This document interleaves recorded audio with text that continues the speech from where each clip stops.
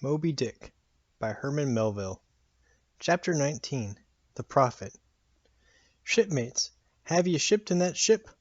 Queequeg and I had just left that Pequod, and were sauntering away from the water, for the moment each occupied with his own thoughts, when the above words were put to us by a stranger, who, pausing before us, levelled his massive forefinger at the vessel in question.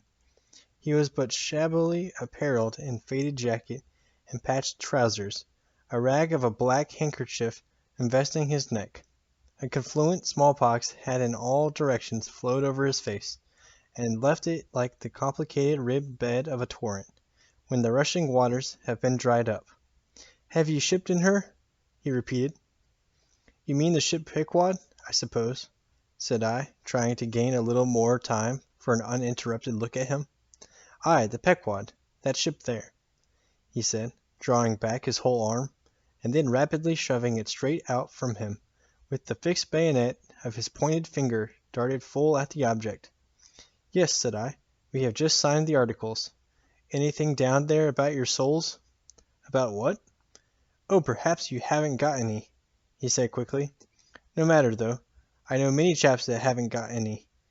Good luck to 'em, and they are all the better off for it. A soul's a sort of a fifth wheel to a wagon." "What are you jabbering about, shipmate?" said I. "He's got enough, though, to make up for all deficiencies of that sort in other chaps." Abruptly, said the stranger, placing a nervous emphasis upon the word he. "Queequeg," said I, "let's go. This fellow has broken loose from somewhere. He's talking about something and somebody we don't know." "Stop!" cried the stranger. "You said true. You haven't seen Old Thunder yet, have ye?" "Who's Old Thunder?" said I, again riveted with the insane earnestness of his manner. "Captain Ahab." "What? The captain of our ship, the Pequod?" "Aye, among some of us old sailor chaps he goes by that name. Ye haven't seen him yet, have ye?" "No, we haven't. He's sick, they say, but is getting better, and will be all right again before long." "All right again before long?" laughed the stranger, with a solemnly derisive sort of laugh. "Look ye, when Captain Ahab is all right, then this left arm of mine will be all right. Not before." "What do you know about him?" "What did they tell you about him? Say that." "They didn't tell much of anything about him. Only I've heard that he is a good whale hunter, and a good captain to his crew." "That's true, that's true. Yes, both true enough. But you must jump when he gives an order. Step and growl, growl and go. That's the word with Captain Ahab. But nothing about that thing that happened to him off Cape Horn, long ago, when he lay like dead for 3 days and nights. Nothing about that deadly scrimmage with the Spaniard afore the altar in Santa? Heard nothing about that, eh? Nothing about the silver calabash he spat into? And nothing about his losing his leg last voyage, according to the prophecy? Didn't ye hear a word about them matters and something more, eh? No, I didn't think ye did. How could ye? Who knows it? Not all Nantucket, I guess. But how's ever mayhap? Ye've heard tell about the leg, and how he lost it. Aye, ye have heard that, I dare say. Oh yes, that everyone knows a'most.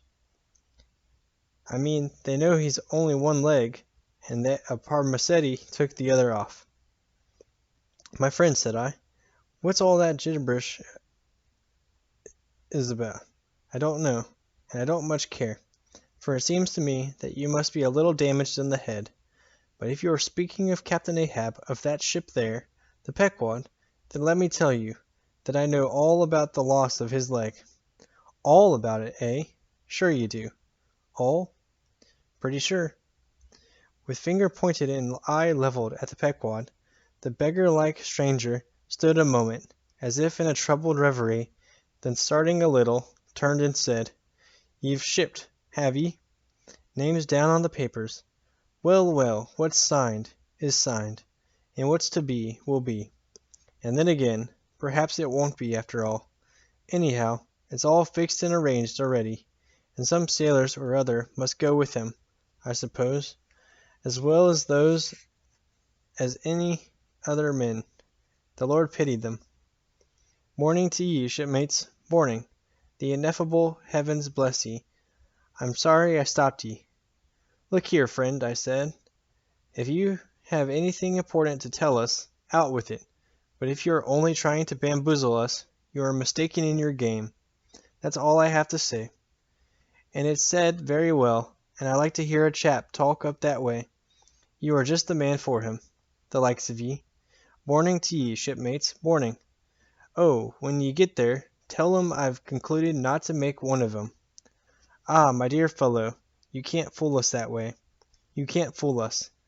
It is the easiest thing in the world for a man to look as if he had a great secret in him. Morning to ye, shipmates, morning. Morning it is, said I. Come along, Queequeg. Let's leave this crazy man. But stop. Tell me your name, will you? Elijah. Elijah, thought I, and we walked away, both commenting, after each other's fashion, upon this ragged old sailor, and agreed that he was nothing but a humbug, trying to be a bugbear. But we had not gone perhaps above 100 yards, when chancing to turn a corner, and looking back as I did so, who should be seen but Elijah following us, though at a distance. Somehow the sight of him struck me so, that I said nothing to Queequeg of his being behind, but passed on with my comrade, anxious to see whether the stranger would turn the same corner that we did.